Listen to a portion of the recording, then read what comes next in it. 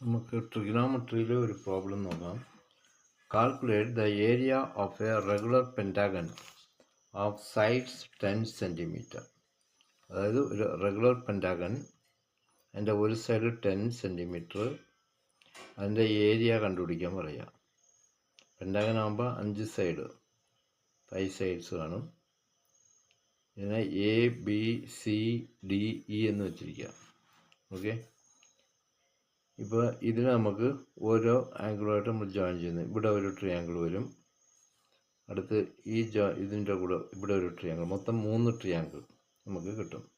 Okay, ഈ ട്രയാങ്കിളിന് ഇതിൻ്റെ centre bisect ചെയ്യുമ്പോൾ ഇത് ക്യൂ എന്ന പോയിന്റിൽ ബൈസെക്റ്റ് ചെയ്യുമ്പോൾ ഇത് ഹൈറ്റ് സെൻറ്റർ, ഇതിനെ പി എന്നെടുക്കുന്നു.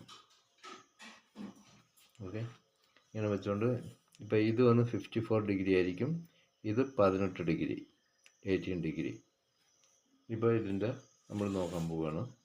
ഫസ്റ്റ് സൈൻ 54, ഇത് sine 54, sine 54 equal to A P sine 54 opposite A Q. ഇത് ഈ പോയിന്റ് പി എന്ന് വെച്ചിട്ട് ഇത് ക്യൂ എന്ന് വയ്ക്കാം നമുക്ക്. അപ്പോൾ എ പി ബൈ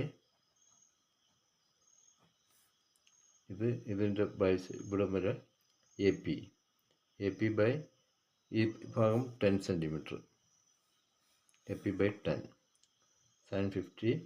ഈ ആംഗിളിൻ്റെ എതിർ ഭാഗം എ പി, ഇത് 10 ഡിഗ്രി 10 സെൻറ്റിമീറ്റർ.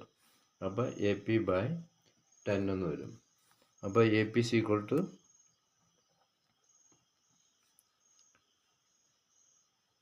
10 into sine 54. അപ്പോൾ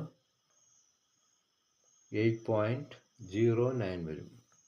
ഈക്വൽ ടു 8.09. ഇത് എ പിയുടെ value.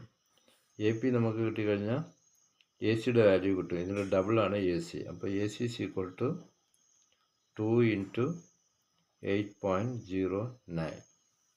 It is equal to 18 8 1 16 16.18 centimetre. ഇത് എ സി. എ സിയുടെ വാല്യൂ 16. ഇത് എ സിയുടെ വാല്യൂ.